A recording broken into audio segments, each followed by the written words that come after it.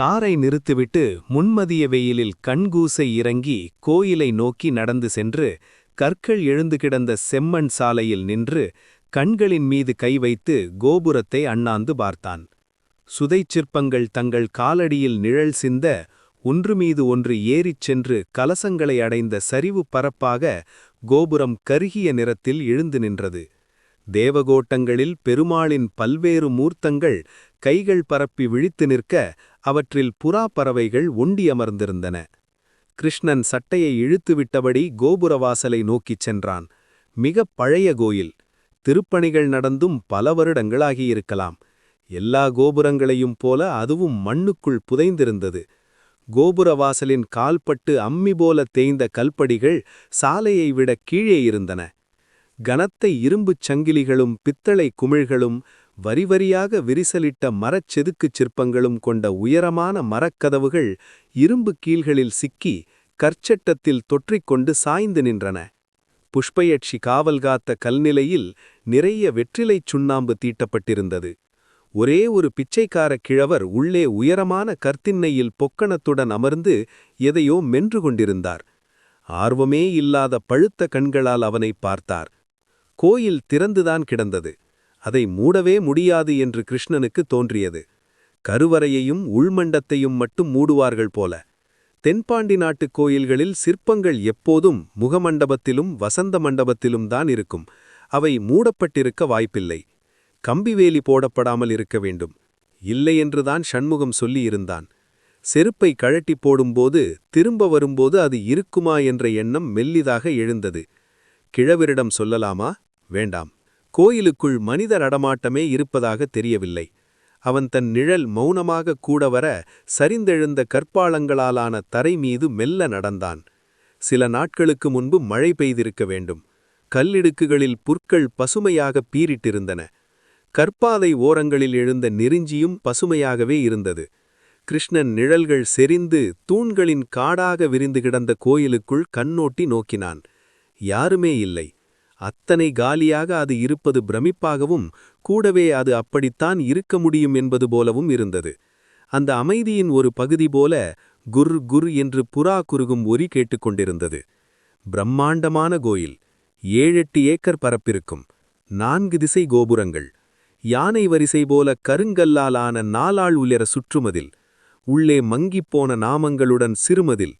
இருமதில்களுக்கும் நடுவே கோணலாக வளைந்து நடமழித்து நின்ற தென்னை மரங்களும் கீழே அவற்றின் ஓலைகளும் மட்டைகளும் சிதறிக் கிடக்க ஊடே சில அரளிப் புதர்களும் மந்தாரைகளும் கொண்ட நந்தவனம். இடது பக்கம் ஒரு பெரிய தெப்பக்குளம். ஏரிக்கரை பனைமரக் கூட்டம் போல தூண்கள் எழுந்து வரிசையமைத்த கல் மண்டபம் சூழ பிளாஸ்டிக் குப்பைகள் அடித்தரையின் பச்சை பாசி வண்டலில் மிதக்க நீரோடிய கரைகள் உலர்ந்த படிக்கட்டுகளுடன் வெறிச்சிட்டு கிடந்தது அது. ஒரு சிறிய பறவை சிறு என்று சிறகதிர தென்னையிலிருந்து காற்றில் சறுக்கி இறங்கி குளத்து மதிலில் அமர்ந்தது. கிருஷ்ணன் நின்றான். சுற்றி வருவதில் பொருளில்லை. உள்ளே சென்று சிலைகளை பார்க்க வேண்டியதுதான். அவன் திரும்பி முகமண்டபத்தருகே வந்தான். ஒளியை பார்த்து வந்ததனால் உள்ளே நிறைந்திருந்த இளம் இருட்டு கண்களை மறைத்தது.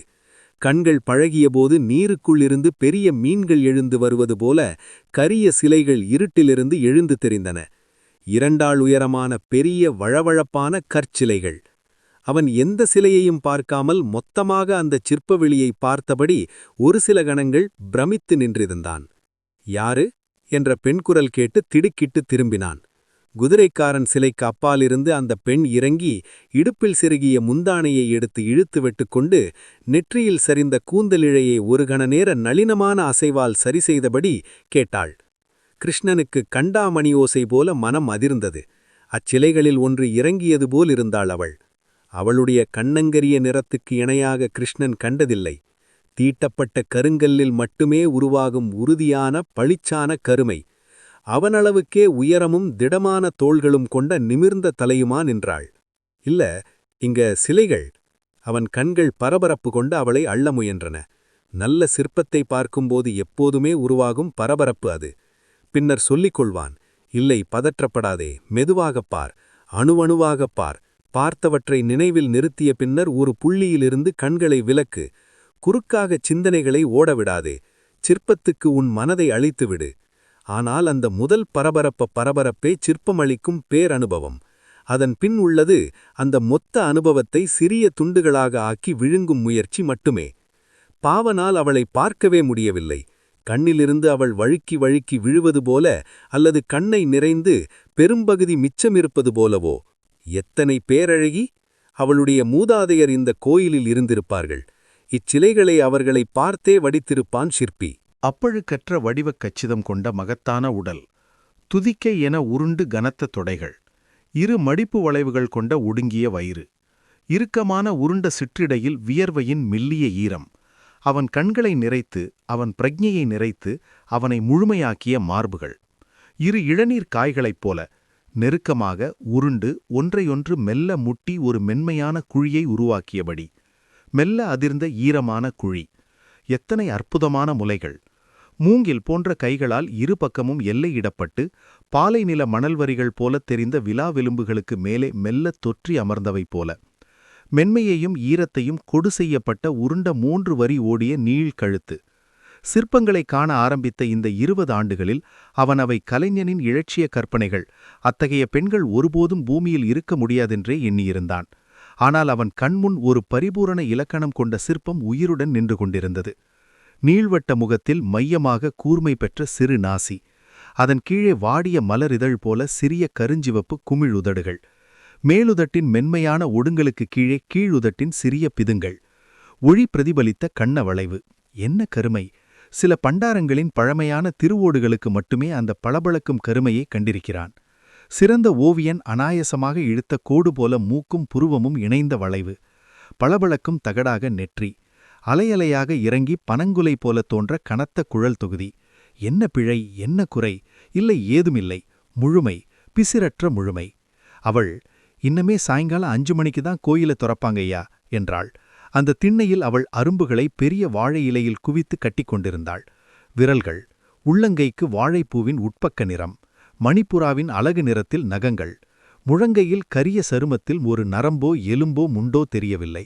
கனத்த தாமரைக் கொடி போல அவை குளிர்ந்த வழவழப்புடன் உருண்டிருந்தன. அவள் அவன் பார்வையைக் கண்டு தன் முந்தானையை மேலும் நன்றாக இழுத்துவிட்டாள்.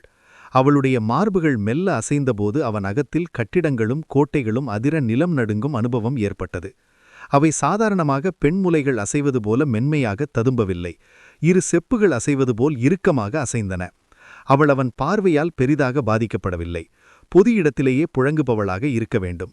பூகட்டி விற்கிறாள் போல. இல்ல, சிலைகளை பார்க்கணும்தான் வந்தேன், சாமி கும்பிடணும்னு இல்ல. சிலைகள் இருக்கிற மண்டபங்கள் திறந்துதானே இருக்கும். அவள், ஆமாங்கய்யா என்று தலையசைத்தாள். எந்த நகையுமே இல்லை. கழுத்தில் ஒரு மஞ்சள் கயிறு மட்டும்தான். காதுகளில் 2 பிளாஸ்டிக் கம்மல்கள். சிலைகளை பார்க்கலாமா? அவள், இருங்க சாமி என்று திரும்பி ஓடினாள். அவளுடைய பின்பக்க திரட்சி அவள் ஓடியபோது குதிரையின் புட்டங்கள் போல இறுகி அசைந்தது. எளிதாக மான் போல தாவி கல் மேடை ஏறி மறைந்தாள். எங்கே செல்கிறாள்? எங்காவது சாவி வாங்க செல்கிறாளா? மெல்ல அவன் பிரமையிலிருந்து மீண்டான். எப்பேற்பட்ட பெண்! தோளில் கிடந்த காமிரா குறித்த பிரக்ஞை அப்போதுதான் வந்தது. அவளை கண்டிப்பாக புகைப்படம் எடுக்க வேண்டும். ஆனால் புகைப்படத்தில் இந்த பரிபூரணம் ஒருபோதும் பதியப்போவதில்லை. அது நிழலையும் ஒளியையும் தான் காட்டும். கருமையை சூழலே விழுங்கிக் கொள்ளும். அதை பதிவு செய்ய ஓவியனின் தூரிகை வேண்டும். அவளுடைய சருமத்தில் வெளிப்பட்ட அந்த ஒளியை இலைக்குருத்துகளில் மட்டுமே அவன் கண்டிருக்கிறான். அதை எப்படி காமிரா பதிவு செய்யும்? ஒரு கணம் அவளை அவன் நிர்வாணமாக கண்டான்.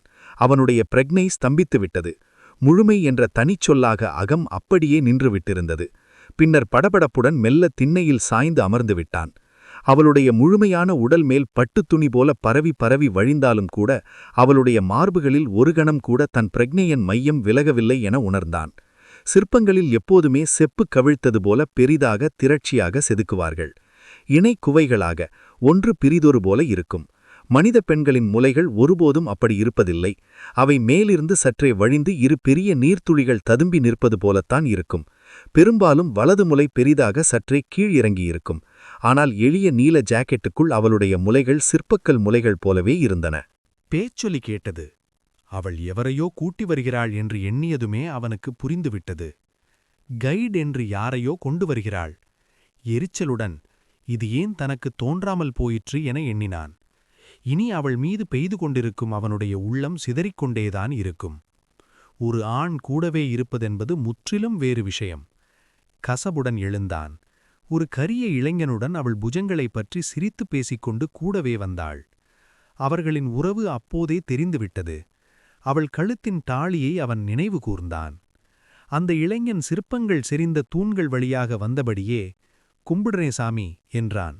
அவன் கூறிய முறையில் ஏதோ தவறு இருந்தது. "வணக்கம்" என்றான் கிருஷ்ணன். "நான் சும்மா சிற்பங்களை பார்த்துட்டு போலாம்னு தான் வந்தேன். இவன் வாட்ச்மேனா கைடா?" "எங்கூட்டுக்காரரு சாமி" என்றாள் அவள். "நல்லா எல்லாத்தையும் சொல்லுவாரு." அவள் இதழ்களுக்குள் இருந்து உப்புப் பரல்கள் போல வெண்பற்கள் மின்னிச் சென்றன. அந்த சாதாரண சொற்களுக்கே ஏன் அந்த நாணமும் புன்னகையும் என்று தெரியவில்லை. அவன் மேல் அவளுக்கு அபாரமான காதல் இருக்க வேண்டும். அவன் புஜங்களை அப்போதும் லேசாக தொட்டிருந்தாள். அவனிடம் இருக்கையில் அவனை தொட்டுக்கொண்டே இருப்பாள் போல. அவனே அந்த தொடுகையால் கொஞ்சம் சங்கடமடைந்தவனைப் போல, "எல்லாத்தையும் காட்டிடுறீ சார்" என்றான். "இல்லப்பா நான்" என்றான் கிருஷ்ணன். அவனது தயக்கத்தை பார்த்து அவன், "தொழில பார்த்துட்டு நீங்க விருப்பப்பட்டா காசு கொடுத்தா போரும் சார்" என்றான். என்ன ஒரு தன்னம்பிக்கை! பெரும்பாலான கைடுகளுக்கு 100 சொற்றொடருக்குள் தெரிந்திருக்கும். அவற்றை அப்படியே ஒப்பிப்பார்கள். பெரும்பாலான கதைகள் அபத்தமாக இருக்கும். கிருஷ்ணன், "சரி, சாவி வேணுமா?" என்றான். "இல்ல சார், இங்கெல்லாம் பூட்டுறதே கிடையாது" என்றான். கிருஷ்ணன் முன்னே சென்றான். அந்த இளைஞனின் முகவாய் அமைப்பில் ஏதோ சின்ன பிழை, அல்லது கழுத்திலா. மிகவும் சாதாரணமான முகம்தான், ஆனால் ஒரு வசீகரம் இருந்தது. கன்னங்களில் புகைபடிந்தது போல மென்மையான தாடி, சுருண்ட கலைந்த தலைமயிர், மையத்தில் பூனை மயிராக இருந்து வாயோரங்களில் கொஞ்சம் கனத்த மென்மீசை. ஆனால் அவன் முகத்தில் ஏதோ ஒன்று இல்லை. கிருஷ்ணன் சட்டென்று திரும்பியபோது அவள் அவன் நெற்றியை தன் முந்தானையால் ஒற்றுவதைக் கண்டான். அவள் திரும்பியதும் சுதாரித்து, "ம்" என்றாள். அவன் கிருஷ்ணனை நோக்கி வந்தபடி, "இது 11ஆம் நூற்றாண்டுல ஜடாவர்மன் குலசேகரன் கட்டின கோயில் சார். கிபி 1190 முதல் 1217 வரைக்கும் மதுரையை ஆண்ட ஜடாவர்மன் குலசேகரன் தென்பாண்டிய நாட்டிலே கட்டின கோயில்கள் மொத்தம் 7. இது அதிலே 2வது.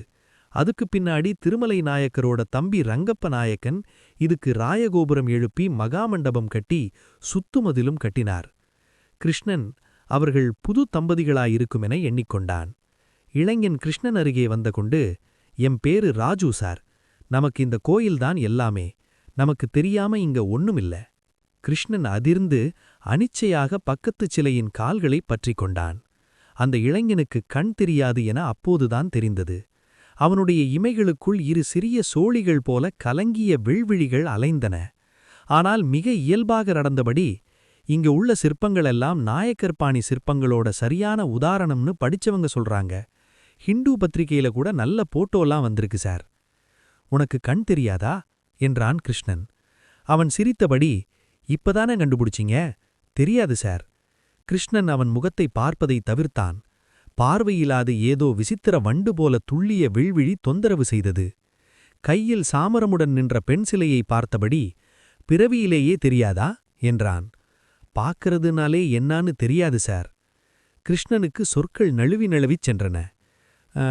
"அது யாரு?" என்றான். அதன் பின்னர்தான் ஏன் அந்த கேள்வி என அவன் மனம் வியந்தது. "ஊட்டுக்காரி சார். இங்கதான் அவளும். அவங்க அம்மா மார்க்கெட்ல பூ கட்டிக்கிட்டு இருந்தா. நான் பிறந்து வளர்ந்து எல்லாமே இங்கதான். எங்க அம்மா இங்கதான் பிச்சை எடுத்தா.